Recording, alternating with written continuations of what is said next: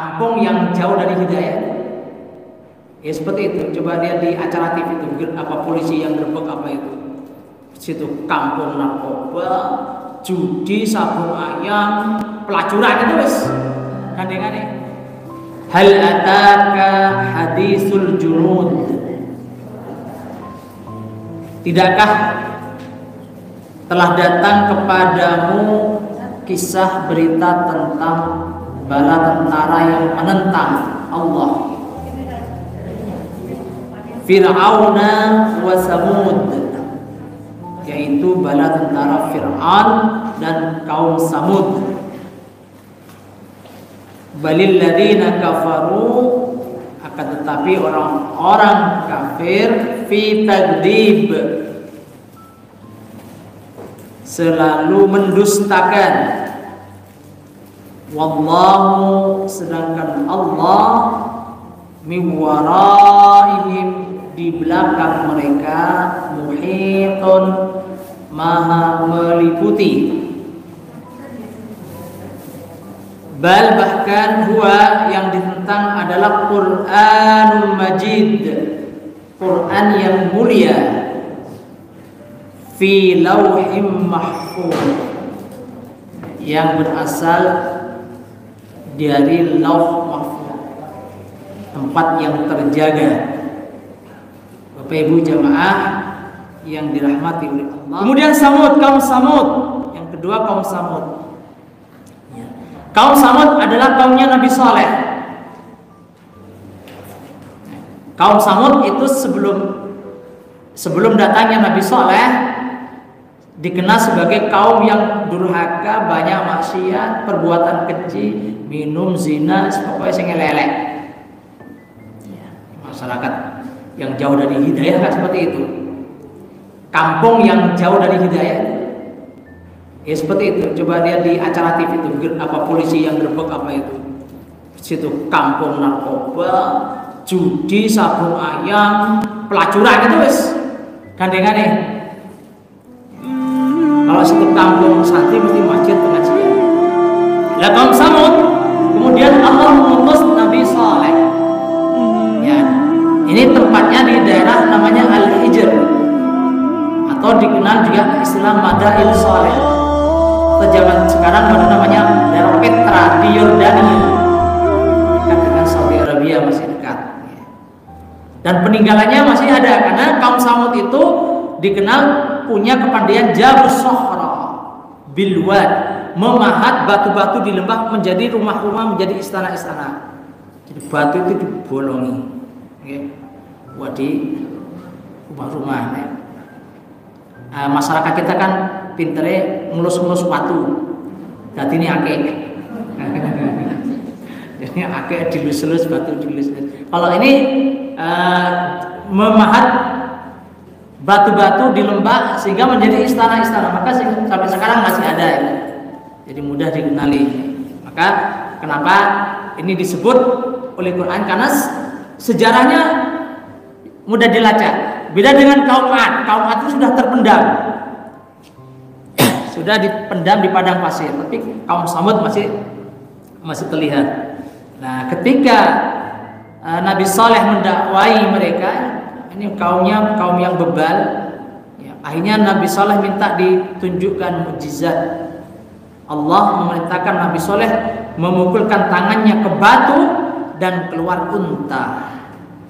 Jadi Allah ingin menunjukkan kalau mereka pintar memahat batu, ini mukjizatnya Nabi Saleh, bisa mengeluarkan batu dari unta.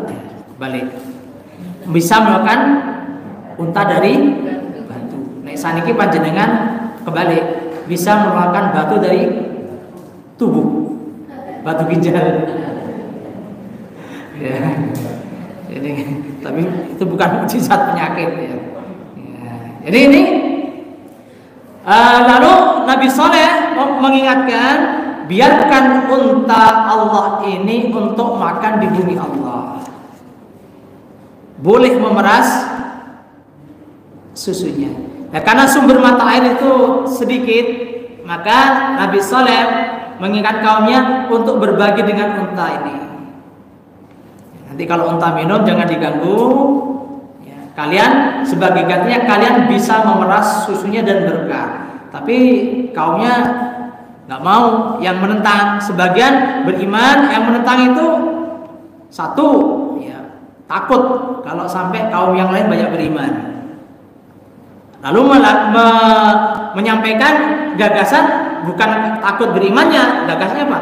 Gagasan yang bisa diterima oleh kaumnya. Ini kalau sampai dibiarkan untanya Nabi Soleh ini, nanti jatah air kita habis diminum oleh unta.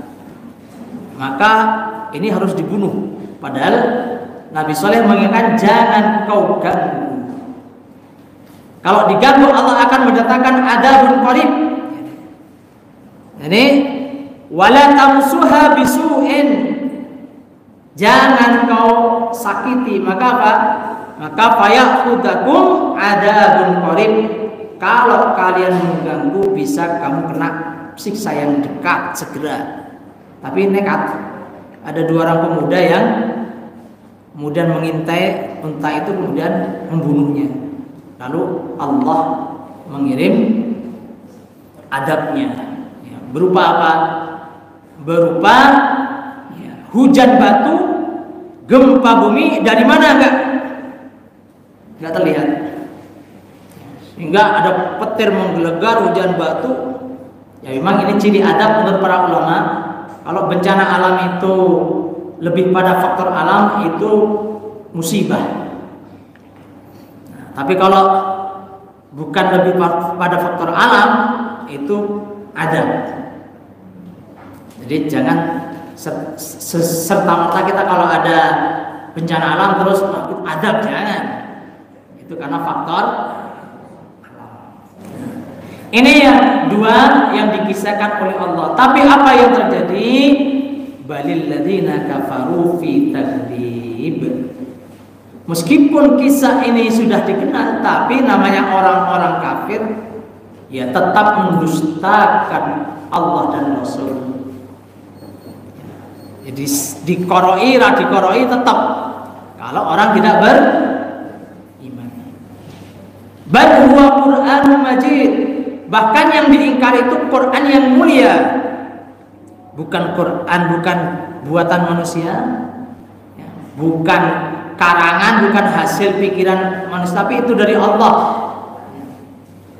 Fi lauhin mahfuz, di mana Quran itu terjaga keasliannya karena ketika diturunkan pertama kali di lauhil mahfuz.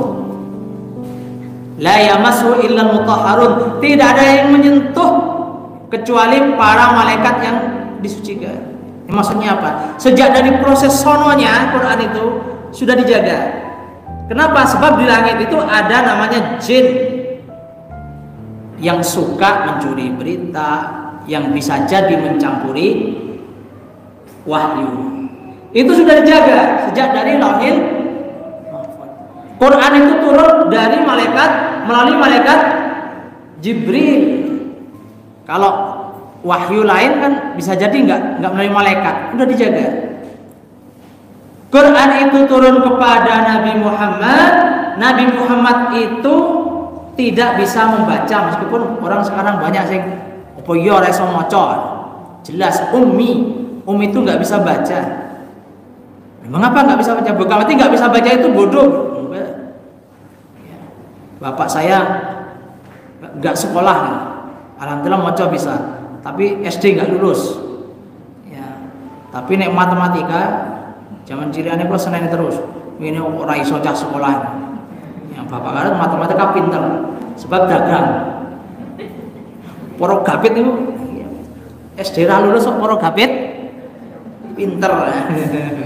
Karena dagang nimbang terus ukuran itu urusannya sama perdagangan, itu pinter. Dan Nabi itu sanuqri'uka fala tansa. Nabi itu ketika mendapat wahyu kan ma'a Nabi qari, saya tidak bisa membaca. Masa Nabi bohong? Jelas Ummi itu enggak pandai baca tulis. Ketika dapat wahyu, Nabi menyatakan ma'a Nabi qari, saya tidak bisa baca. Loh kok jadinya bisa? Sanuqri'uka, kami akan membacakan fala tansa, dan kamu tidak akan lupa. Allah yang langsung masukkan, dan Nabi tidak pernah lupa. Ya, jadi Quran ini dari Allah. Ini untuk membantah bahwa Quran itu bikinan Nabi Muhammad.